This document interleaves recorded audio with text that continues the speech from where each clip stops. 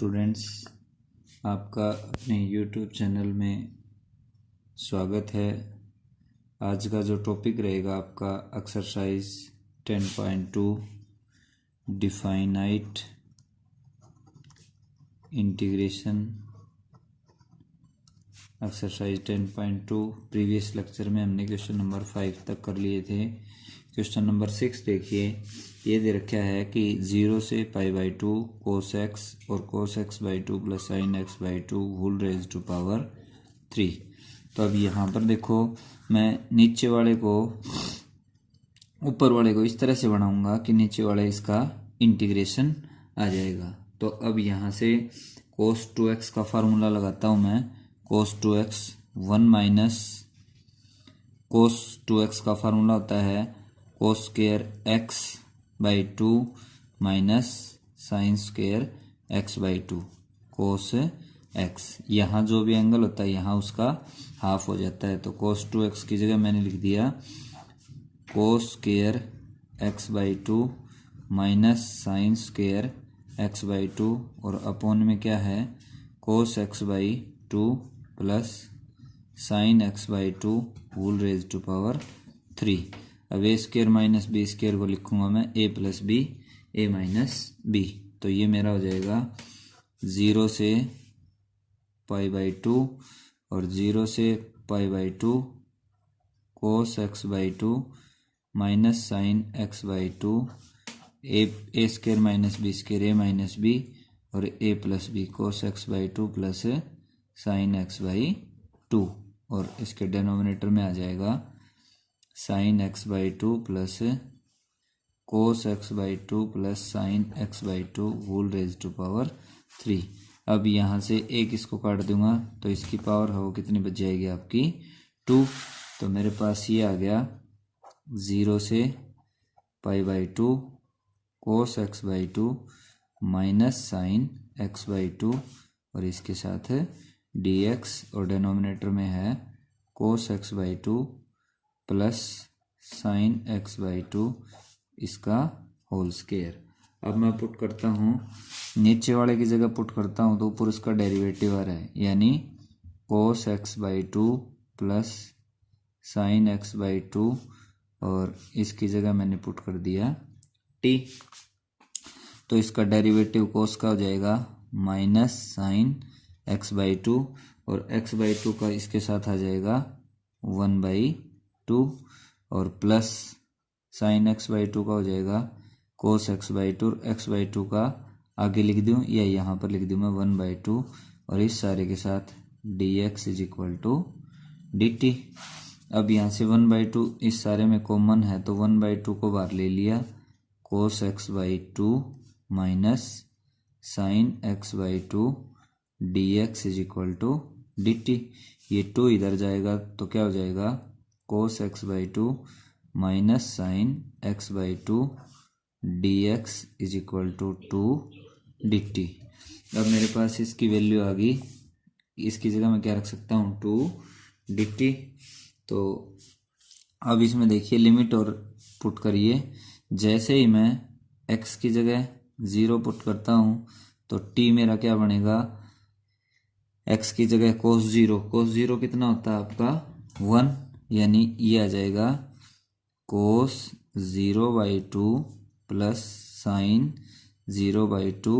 Is equal to t की value आ जाएगी। cos 0 कितना होता है 1, cos 0 की वैल्यू आ गई 1 और साइन 0 यानी t की वैल्यू क्या आ गई, t की वैल्यू आ गई 1। यानी अब मेरी लिमिट है वो चेंज हो जाएगी, फिर मेरे को दोबारा इसको t में नहीं रखना पड़ेगा। अब मैं यहाँ x की जगह 0 पुट करूँगा तो t की वैल्यू क्या आ गई 1। एक बार x की जगह मैं π/2 पुट करता हूँ तो कितना आ गया ये cos π/2 प्लस साइन π/2। cos π/2 की वैल्यू होती है आपकी 0, π/4 है या π/2 है, π/2 है। तो यहाँ पर मैं पुट करता हूँ तो मेरे पास क्या आ गया cos, ये आ गया मेरे पास, ये पुट किया तो π/4 और ये हो गया पाई बाई 4। इसकी वैल्यू 1/√2 और इसकी वैल्यू 1/√2 यानी 2/√2 और इसको ऊपर वाले को लिख दूंगा मैं √2 और √2/√2। इससे कट जाएगा तो √2 यानी x जैसे ही मैंने पाई/2 पुट किया तो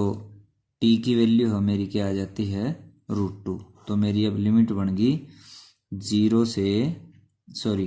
x की जगह 0 रखा तो t की वैल्यू क्या आई 1 यानी 1 से x की जगह पाई/2 पुट करा तो इसकी वैल्यू आ गई √2। तो 1 से √2। अब देखिए इसको आगे सोल्व करते हैं तो मेरे पास आ गया 2 dt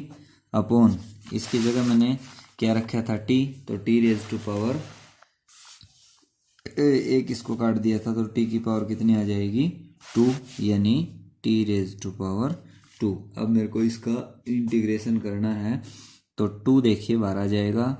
1/2 और dt अपॉन t⁻²। इसका मैं इंटीग्रेशन करूंगा तो 1/t² का आ जाएगा -1/t यानी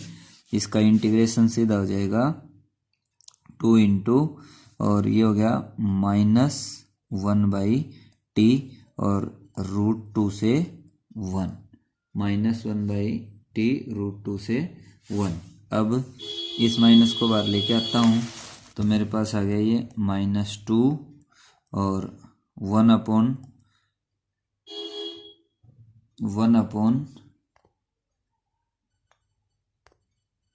फ्लैश ऑन कर देता हूँ तो ये आ गया मेरे पास -1/t की जगह क्या पुट किया मैंने √2 और इसमें से घटा दूंगा t की जगह क्या पुट करूंगा -1/1। तो ये आ गया मेरे पास -2 और 1 -√2/√2। तो इसको सोल्व करिए अब तो मेरे पास आ जाएगा इस 2 से इसको काटूंगा तो इसको लिख दिया मैंने 2 √2 और √2 और 1 -√2/√2। एक बार ये इससे कट जाएगा। इस माइनस की इसके साथ करूंगा तो -√2, इस माइनस की इसके साथ करूंगा तो 2 यानी ये आ जाएगा मेरा 2 -√2 इस क्वेश्चन का आंसर। नेक्स्ट क्वेश्चन देखिए, ये था आपका क्वेश्चन नंबर 6 का फर्स्ट पार्ट।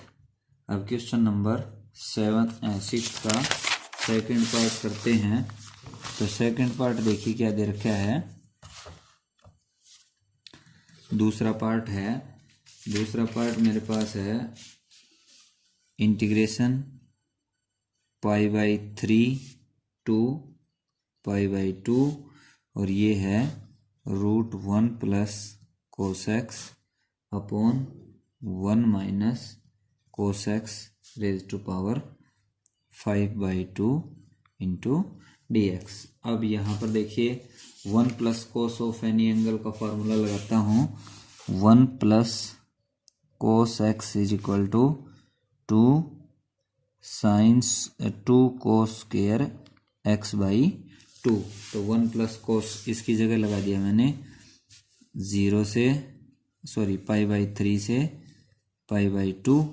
और 1 + cos ये हो गया आपका 2 cos² x/2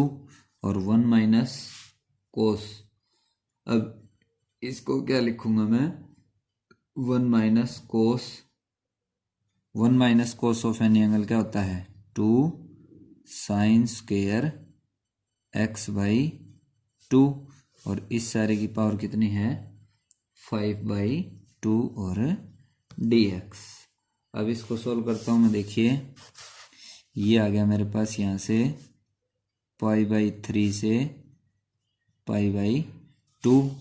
और √2 यहाँ से मैं बाहर ले लेता हूँ तो ये आ गया √2 और cos x/2 और डिनोमिनेटर में अब यहाँ पर इसकी पावर 5 और इसकी पावर ये दे रखी है 1/√2 को बाहर लेता हूँ तो ये आ जाएगा मेरा 2^5/2 और sine square x raise to power 5/2 और dx। इस 2 से इस 2 को काट देता हूँ तो इसकी पावर 5 और उस सारे का रूट। तो इसको मैं सोल्व करता हूँ तो मेरे पास आ गया 5/3 से π/2 और ऊपर था मेरे पास √2 cos x/2 और अब इसकी पावर देखिए 5 और उस सारे का रूट। तो इसको मैंने लिख दिया 2 की पावर 5 और इस सारे की पावर 1/2 और ये आ गया sin x/2 और इस सारे की पावर 5 और इस सारे के साथ है dx। तो ये हो जाएगा मेरा देखो π/3 से π/2 √2 cos x/2 dx अपॉन इसको मैं सोल्व करता हूँ तो 2 दूनी 4 दूनी 8 दूनी 16 दूनी 32 यानी 32 और इसका रूट और sign x/2 raise to power 5। अब इसको आगे देखिए π/3 से π/2 √2 cos x/2 dx और इसको सोल्व करूँगा तो ये आ जाएगा 4√2 और साइन x/2 इस सारे की पावर 5 और dx। अब मैं पुट करता हूँ पुट साइन x/2 की जगह बेटा मैंने पुट कर दिया t। तो इसका डेरिवेटिव क्या आ जाएगा साइन x का cos x/2 का 1/2 और dx = dt। तो √2 है वो मेरा बाहर आ जाएगा। तो इसको मैं क्या लिखूंगा देखिए ये आ गया मेरे पास cos x/2 dx = 2 dt यानी इसकी वैल्यू मेरे पास आ गई क्या cos x/2 dx = 2 dt। x की जगह जैसे ही आप π/3 पुट करेंगे तो जो t की वैल्यू है वो क्या आ जाएगी t की वैल्यू देखो ये आ गया मेरा साइन x की जगह मैंने पुट कर दिया π/3 और 2 इसके नीचे था तो π/6। तो π/6 पुट करूंगा तो ये आ जाएगा मेरा यानी π/6 की वैल्यू हो क्या होगी 1/2 यानी x मैंने π/3 पुट किया तो t की वैल्यू आ गई 1/2। अब दूसरा देखिए x की जगह आप π/2 पुट करते हैं तो साइन x की जगह आपने π/2 पुट किया तो ये ये आ गया मेरे पास π/6 साइन π/6 x की जगह π/2 पुट करेंगे तो π/4 आएगा बेटा 2 से मल्टीप्लाई करेंगे तो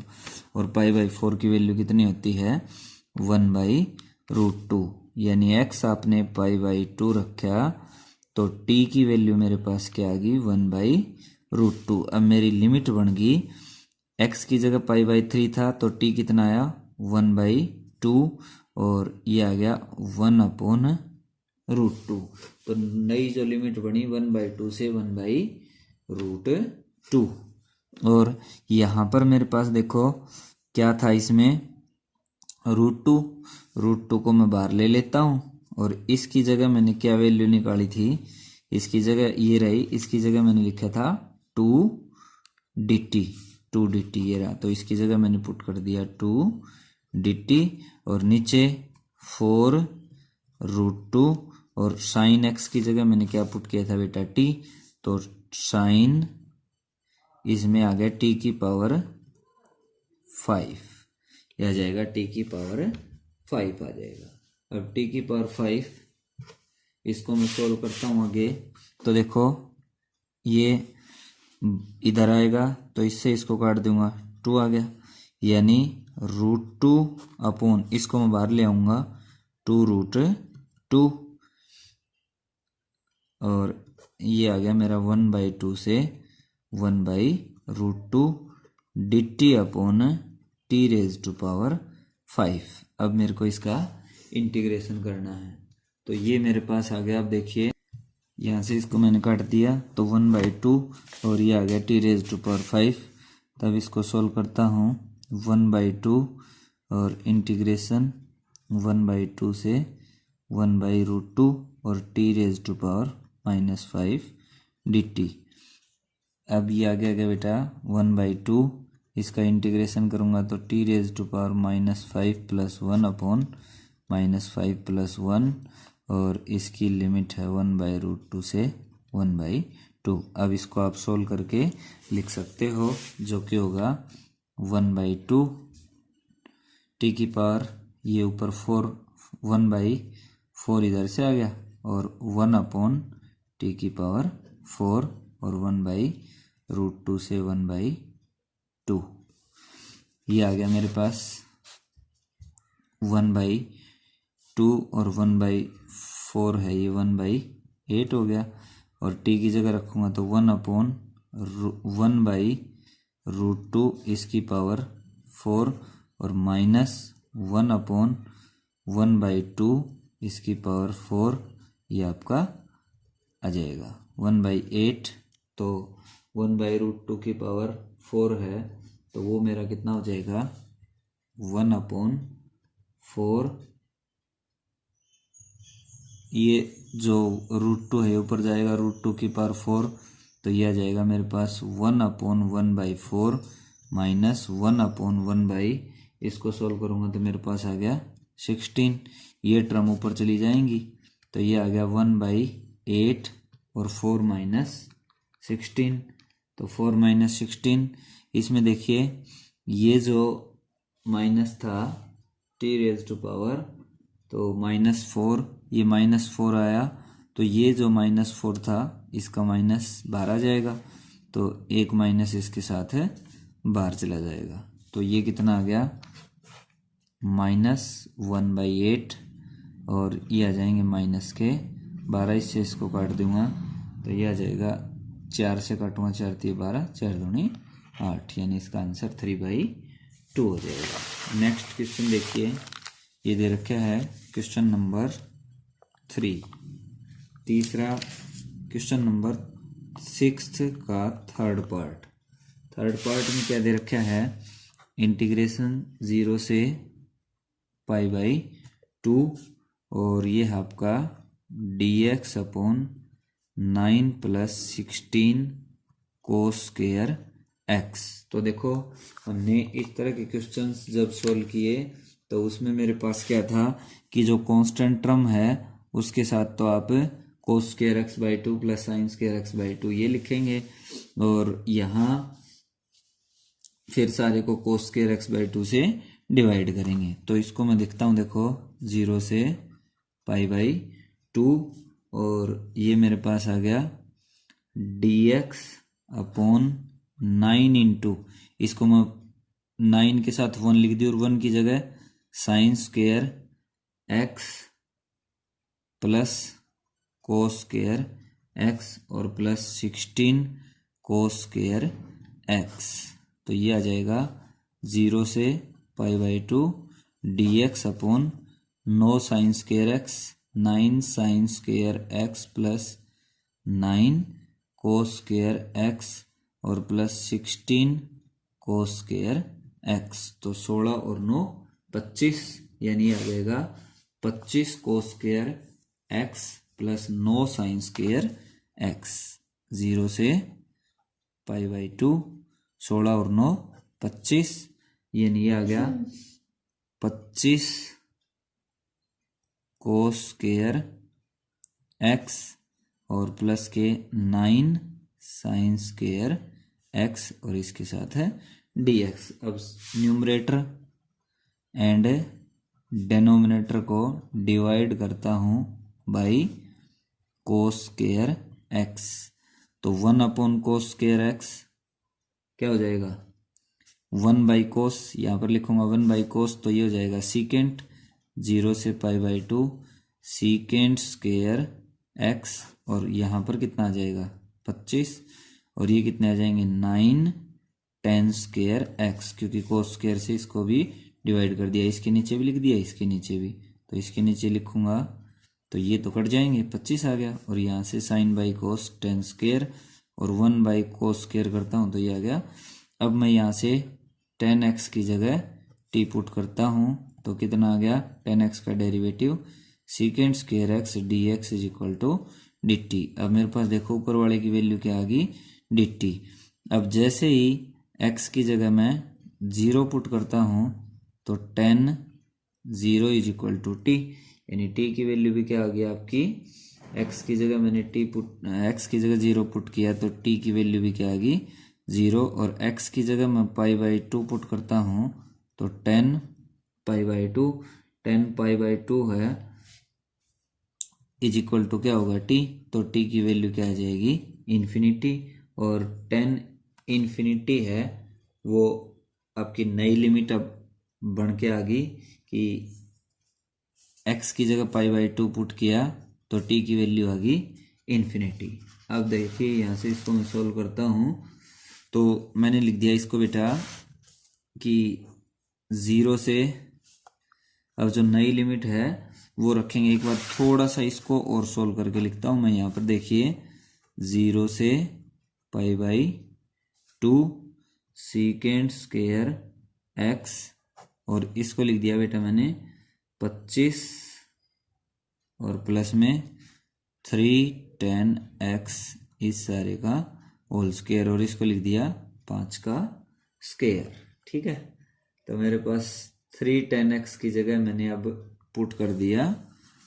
10 एक्स की जगह मैंने लिख दिया 3 10 X is equal to T, क्योंकि ये सारा मेरे पास आ गया तो ये हो जाएगा 3 secant square x is equal to D T, और d x secant square x D x is equal to कितना आ गया डी टी बाई 3, तो 1/3 तो बाहर आ गया, 1/3 बाहर आने के बाद लिमिट मेरी जो बनी 0 से इन्फिनिटी, और ये हो गया डी टी अपॉन, ये था मेरे पास देखो 25 यानी 5 का स्क्वायर, और इसकी जगह मैंने क्या टी, तो टी का स्क्वायर, और ये कितना आ गया डी टी। अब देखो 1/3 0 से इन्फिनिटी, अब इसको मैं सोल्व करता हूँ तो ये आ गया डी टी अपॉन टी का स्क्वायर प्लस 5 का होल स्क्वायर। अब एक्स स्क्वायर प्लस ए स्क्वायर यानी 10 इनवर्स टी का फॉर्मूला हो गया, तो 1/3 बार था ही मेरा एक्स स्क्वायर प्लस ए स्क्वायर यानी 10 इनवर्स का तो करूँगा तो 1 अपॉन ए की वैल्यू कितनी है 5, और 10 inverse x by A, x कितना है टी और ए कितना है 5, और ये लिमिट हो जाएगी मेरी इन्फिनिटी टू 0। तो ये तो आगे 1 और 3 की मल्टीप्लाई करूँगा 1/15, और 10 इनवर्स टी की जगह इन्फिनिटी पुट करता हूँ तो मेरे पास आ गया 10 inverse infinity minus 10 inverse infinity, और 10 इनवर्स ये आ गया आपका 0, 5 पुट करेंगे इन्फिनिटी बाई 5 तो ये भी और ये भी आपका 0/5 करेंगे तो 0 हो जाएगा। अब यहाँ से देखिए 1/15 टर्म तो यहाँ से आ गई थी, और इसके बाद आ गया मेरे पास 10 इनवर्स इन्फिनिटी कितने के ऊपर होता है π/2, और 10 0 की वैल्यू 0, तो ये आ गया π/, और इसकी इससे मल्टीप्लाई करूँगा 30, तो मेरा आंसर हो गया π/30। फिफ्थ पार्ट देखिए, फोर्थ पार्ट देखिए। फोर्थ पार्ट दे रखा है कि 0 से इंटीग्रेशन 0 से π/2, और ये है मेरा dx upon a square cos square x plus b square sine square x। अब यहाँ से देखिए वही उसी तरह से इसको ऊपर सीकेंड स्क्वायर बनाऊंगा और 10x की जगह t पुट करूंगा, तो मैंने लिख दिया कि न्यूमरेटर एंड डेनोमिनेटर को क्या करेंगे dividing by cos square x. तो 1 कोस स्क्वायर क्या हो जाएगा, 0 से π/2 और सीकेंट स्क्वायर एक्स dx और ए स्क्वायर, क्योंकि कोस इसको डिवाइड करूँगा तो कट जाएगा, इसके नीचे कोस करूँगा तो plus B square tan square X और dx। तो अब मेरे पास देखो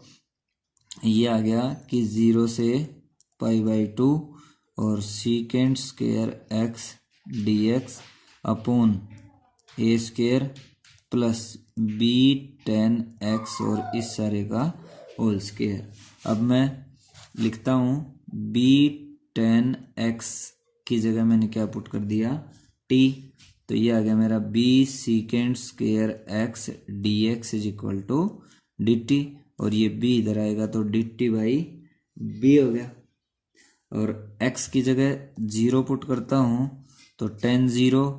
आपका हो जाएगा 0, यानी t की वैल्यू भी क्या आ गई, x 0 है तो t भी क्या हो गया 0। और x आपका π/2 है तो 10 π/2 के ऊपर क्या होता है, नॉट डिफाइंड, तो t क्या हो जाएगा आपका इन्फिनिटी। अब जो नई लिमिट आई मेरी वो क्या आ गई, 0 से इन्फिनिटी। अब आगे लिखता हूँ मैं, ये आ गया मेरे पास 0 से इन्फिनिटी। और मेरे पास देखो यहाँ पर जो मैंने लिखा था कि मेरे पास सीकेंट स्क्वायर एक्स की वैल्यू क्या आई थी, ये रहा सीकेंट स्क्वायर एक्स की जगह, यानी ऊपर जो न्यूमरेटर था उसकी वैल्यू आ गई डी टी बाई बी। तो 1/b को मैं बाहर ले लेता हूँ, तो मैंने इसको लिख दिया 1/b और डी टी अपॉन ये था इसकी जगह ए स्क्वायर और बी टेन एक्स इसकी जगह मैंने क्या पुट कर दिया था, टी स्क्वायर। तो ये हो जाएगा उसी तरह से 1/b और ये टेन इनवर्स एक्स का हो जाएगा फिर, तो 1/b और इसको सोल्व करूँगा तो 1/a और टेन इनवर्स एक्स अपॉन ए, एक्स कितना है आपका टी और टी अपॉन ए, ये हो जाएगा। तो 1/ab और टेन इनवर्स, इसमें जो लिमिट थी मेरी 0 से infinity, tan inverse infinity minus tan inverse 0, तो ये हो जाएगा 1/ab और टेन इनवर्स इन्फिनिटी की वैल्यू कितनी होगी, π/2 और माइनस का 0, तो ये हो जाएगा π/2ab इस क्वेश्चन का आंसर। लास्ट पार्ट देखिए जो कि दे रखा है पार्ट नंबर फिफ्थ में क्या है आपके पास, कोस स्क्वायर इंटरवल दे रखा है आपका 0 से इंटीग्रेशन, ये है आपका 0 से π/2 dx upon a square cos square x plus B square sine square x. अब यहाँ पर पहले स्क्वायर दे रखा है तो मैं क्या करूँगा, इसको न्यूमरेटर और डिनोमिनेटर को मैं इसकी 4 पावर से डिवाइड करूँगा। क्यों, क्योंकि मेरे को ये सीकेंट स्क्वायर एक्स और 10x के टर्म में लेके आना है। तो न्यूमरेटर एंड डिनोमिनेटर को मैं कोस की 4x से डिवाइड करूँगा, तो 1/कोस x की 4, ये क्या हो जाएगा 0 से π/2 सीकेंट की 4x dx upon a square, और अपॉन में क्या आ जाएगा, ए स्क्वायर के साथ क्या आ जाएगा ए स्क्वायर, और सॉरी ये इस सारे का स्क्वायर था बेटा, इस सारे का स्क्वायर था ये, तो a square cos square x upon cos की 4x plus B square sine square x upon cos की 4x और इस सारे का होल स्क्वायर। अब मैं देखिए इसको सोल्व करके लिखता हूँ तो मेरा इंटीग्रेशन बन गया 0 से π/2, सीकेंट की 4 को लिख दिया मैंने सीकेंट स्क्वायर एक्स और सीकेंट स्क्वायर एक्स dx, और यहाँ से इसको खोल लूँगा तो कोस की भी क्या हो जाएगी 4, और नीचे क्या है कोस की 4, तो ये आ जाएगा आपका a स्क्वायर प्लस यहाँ से साइन की 4 करूँगा कोस की 4, तो 10 की 4 आ जाएगी, यानी 10 की 4 और इसका स्क्वायर करने के बाद आएगी 4, तो इसके साथ क्या आ जाएगा b और 10 स्क्वायर x, यानी b स्क्वायर दे रखा है तो b की भी 4 होगी और 10x और इस सारे की पावर 2 हो जाएगी। अब इसको आप देखो ऐसे खोल के लिख लेंगे, अलग अलग डिवाइड करेंगे तो भी आपकी वही टर्म बढ़नी है। देखिए आप इसको सोल्व करना चाहें तो लिख सकते हो a की 4 कोस की 4x प्लस b की 4 साइन की 4x प्लस का 2 sine square x cos square x, तो इसको कोस की 4 से, इसको कोस की 4 से और इसको कोस स्क्वायर x और कोस स्क्वायर x से डिवाइड करूंगा तो a की 4, यहाँ से 10 की 4 आ जाएगी, यानी a की 4 प्लस b की 4 और 10 की 4x प्लस एक कोस से एक कोस को काट दूंगा तो ये क्या आ जाएगा 2 10x, यानी a square plus b 10 square b square 10 square x इस सारे का होल स्क्वायर, यही तो होगा, तो मैंने डायरेक्ट लिख दिया। अब आपके पास देखिए x की जगह आप पहली जो लिमिट है वो पुट करेंगे, x की जगह आप पुट करेंगे 0, x की जगह 0 पुट किया, इसकी जगह आप t पुट कर दीजिए क्योंकि ऊपर इसका डेरिवेटिव है, तो एक बार पहले पुट करेंगे फिर बाद में लिमिट रखेंगे, तो b 10x की जगह 10x की जगह मैंने पुट कर दिया 10x की जगह मैंने पुट कर दिया b बाई a, 10x की जगह sorry a by b, 10x का क्या हो जाएगा secant square x dx is equal to a by b, इसकी जगह 10, एक बार मैं फिर लिखता हूँ 10x is equal to a by b, 10 t put किया बेटा, इसको काट दीजिए एक बार आप, 10x की जगह a by b 10 t put किया तो 10x का कितना आ गया secant square x dx is equal to a by b 10 का सीकेंड स्क्वायर t और dt, यानी सीकेंड स्क्वायर x की वैल्यू मेरे पास ऊपर से आ गई, ये x की जगह मैं पाई बाई x की जगह पाई बाई 2 पुट करता हूँ तो मेरे पास t है वो कितना आ गया पाई बाई 2, x की जगह जब मैंने 0 पुट किया तो t की वैल्यू भी क्या आ गई मेरी 0, तो जो नई लिमिट बनी मेरी वो 0 से पाई बाई 2 यानी वही रहेगी, और जो सीकेंड स्क्वायर x था x सीकेंड स्क्वायर x प्लस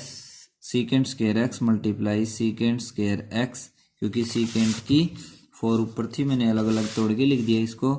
और ये मल्टीप्लाई का साइन है और इसके नीचे क्या आ गया a square plus b square 10 square x और इस सारे का होल स्क्वायर, तो अब ये मेरे पास आया 0 से पाई बाई 2, इसको लिख दिया 1 प्लस 10 स्क्वायर x और सीकेंड square x dx 1 plus 10 square x और सीकेंड square x dx upon a square plus b square 10 square x इस सारे का होल स्क्वायर। अब देखिए इसको सारे को मैं 10 की टर्म में t की टर्म में लेके आता हूँ तो 0 से पाई बाई 2, और मेरे पास क्या था कि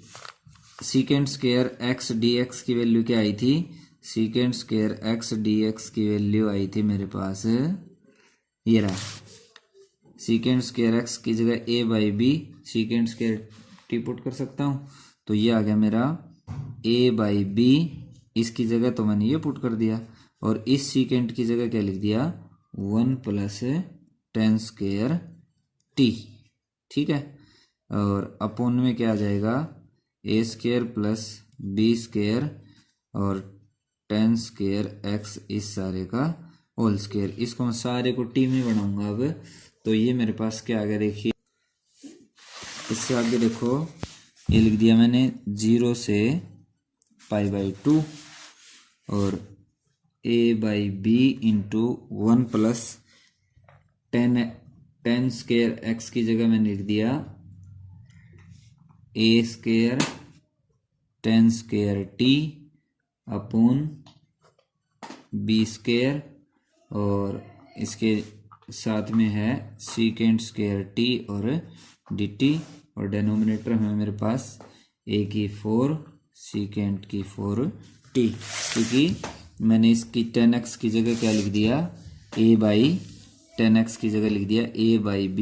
10t। तो a square by B square और 10 स्क्वायर टी, तो 10 स्क्वायर की जगह सीकेंट स्क्वायर और इसकी पावर 4 हो जाएगी। अब देखिए ये आ गया मेरे पास 0 से π/2 और ये a की पावर 3, तो ये हो जाएगा आपका a/b B square plus a square और 10 स्क्वायर टी अपॉन में a की 4 सीकेंट की 4t और इसके साथ सीकेंट स्क्वायर टी और dt। अब अंदर मल्टीप्लाई करूंगा तो 0 से π/2, ये इस सारे के जो एलसीएम आया था वो क्या था आपका बी स्क्वायर, तो ये हो जाएगा a³ a अपॉन बी की पावर 3 और a की पावर 4 और ये आ गया आपका B square plus a square 10 square T और सीकेंट स्क्वायर टी और डी टी अपॉन में इसके साथ आ गया सीकेंट की 4t। अब यहाँ से इसको आगे लिखता हूँ, देखो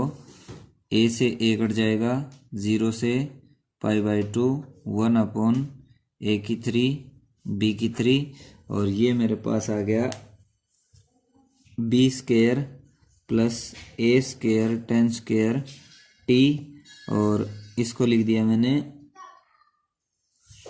एक सीकेंट से सीकेंट कट जाएगा, तो नीचे क्या बच गया कोस square T, cos square 1 upon cos square नीचे बच जाएगा secant raise to power 2t। इसको ऊपर ले जाके मैं यहाँ पर कोस में लिख दूंगा 0 से π/2 1 upon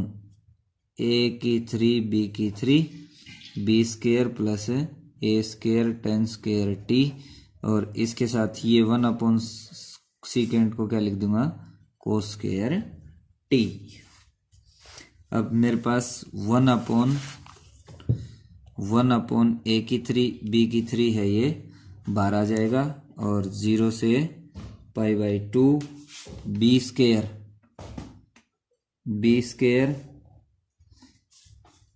square plus a square sine square को 10 स्क्वायर को लिख दूंगा cos square T upon sine square T upon cos square T और इसके साथ है कोस स्क्वायर टी, तो ये आ जाएगा 1 अपॉन a³ b³ 0 से π/2 और B square cos square T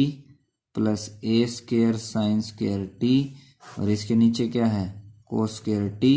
और कोस स्क्वायर टी, इससे इसको काट देता हूँ। तो मेरे पास आ गया 1 अपॉन a की 3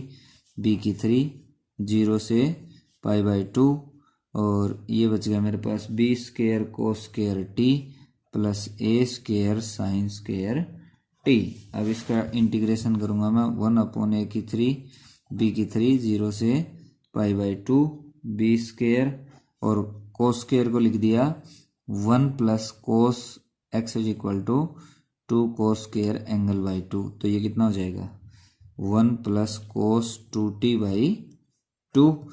और plus a square into 1 minus cos 2t/2 और dt। ये आ गया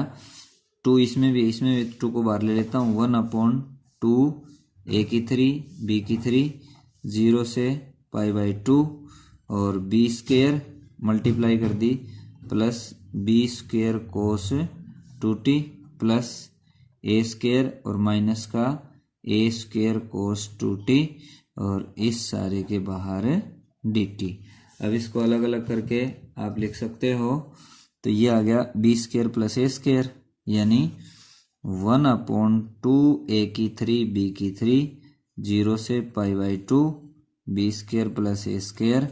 और कोस 2t इसके साथ भी है इसके साथ भी है, तो प्लस का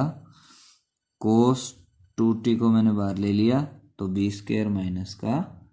ए स्क्वायर, और इसके साथ सारे के साथ डी टी। अब देखिए यहाँ से इसको आप आगे लिखेंगे 1/2 ए की 3 बी की 3, और ये आपका इसका इंटीग्रेशन करूँगा मैं इस सारे टर्म का, तो ये कांस्टेंट है तो ये बाहर आ गया, यानी क्या हो जाएगा बी स्क्वायर प्लस ए स्क्वायर और इसके साथ टी, और टी का इंटरवल रखूँगा मैं π/2 से 0, और माइनस प्लस था बीच में, कोस 2t का करूँगा तो क्या आ जाएगा माइनस कोस 2t का साइन 2t और अपॉन में 2, और इसके साथ क्या था बी स्क्वायर माइनस ए स्क्वायर, और इसमें रख दूंगा π/2 से 0, और इसको इस तरह से आप आगे सोल्व कर सकते हो। थैंक यू बेटा, आज के लिए इतना ही। कल क्वेश्चन नंबर 7 से आगे करेंगे।